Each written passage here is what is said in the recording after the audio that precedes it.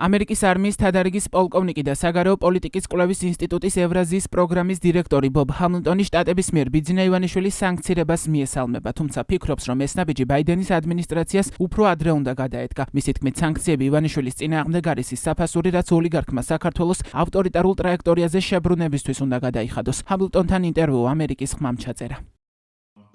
ეს იქნება საზღაური საქართველოს მთავრობისთვის მისი ავტორიტარული შებრუნებისთვის, არა მხოლოდ ანტიდასავლური, არამედ პრორუსული მიმართულებისთვის.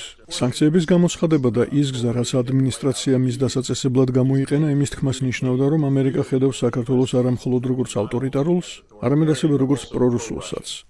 ბიძინა ივანიშვილი არის პარტიის ლიდერი და ქვეყნის დე-ფაქტო მმართველი, თუმცა მას არ აქვს ფორმალური სამთავრობო როლი. ის არც პრეზიდენტი, არც პრემიერი და არც მინისტრი. ის ასევე აძლევს ამერიკას საშუალებას მომავალში სანქციების ესკალაცია მოახდინოს და გამოაცხადოს სანქციების ახალი რაუნდები საქართველოს მთავრობის წარმომადგენლების მიმართ, როგორც ეს სხვა პირების თუ კომპანიების მიმართ გაგვიკეთებია.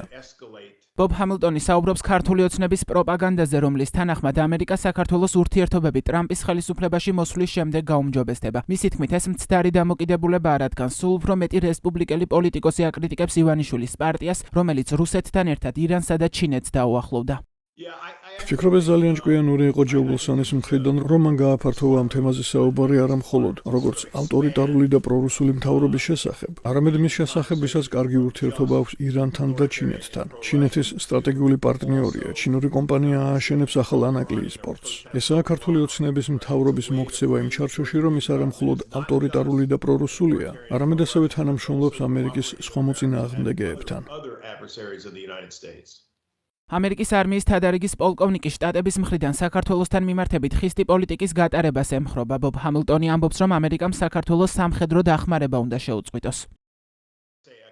ვაშინგტონში არის ხალხი, ვინც ამბობს, რომ სამხედრო ურთიერთობა უნდა გაგრძელდეს და შენარჩუნდეს როგორც მთლიანი ურთიერთობის მტკიცე საფუძველი და იქნებ შემდეგ შევძლოთ ამ ურთიერთობის თავიდანაშენება სწორედ ამ სამხედრო პარტნიორობაზე დაფუძნებით. ჩემი აზრით ეს შეცდომა იქნება. ეს გვიცდია სხვა ადგილებშიც, სადაც ამერიკასთან სამხედრო თანამშრომლობა მრავალმხრივი თანამშრომლობის ყველაზე მნიშვნელოვანი ნაწილი იყო.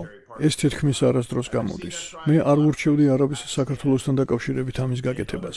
სამხედრო დახმარება უნდა შეწყდეს ისევე, როგორც ყველა სხვა ტიპის დახმარება საქართველოს მთავრობისთვის. სულ მცირე მიზანშეუწონელია ამერიკისთვის საქართველოს ჯარისთვის წვრთნების გაგრძელება, აღჭურვილობის მიწოდება და წვრთნა. ცოდნის მიწოდება ქართული ჯარისთვის მაშინ, როცა ის ემსახურება არალეგიტიმურ მთავრობას, ავტორიტარულს და ქართული ხალხის ინტერესების საწინააღმდეგოდ მოქმედ მთავრობას. ძალიან კარგია, რომ საქართველოს თავდაცვის ძალები არ ხდება პირდაპირ ჩართული საქართველოს მთავრობასა და ქართულ ხალხს შორის ამ დაპირისპირებაში, მაგრამ მიუხედავად ამისა, არ მგონია, რომ ამერიკის ან ქართული ხალხის ინტერესებში იყოს ის, რომ სამხედრო თანამშრომლობა გაგრძელდეს მაშინ, როდესაც სხვა ტიპის თანამშრომლობა გაყინულია. ამერიკის არმიის თადარიგის პოლკოვნიკსა და საგარეო პოლიტიკის კვლევის ინსტიტუტის ევრაზიის პროგრამის დირექტორს მიაჩნია, რომ ოცნება საქართველოში პუტინის მსგავსი რეჟიმის დამყარებასაც ცდილობს. ბობ ჰამილტონის თქმით, ივანიშვილის პარტია ასევე ემსგავსება ასადისა და ალიევის რეჟიმებს.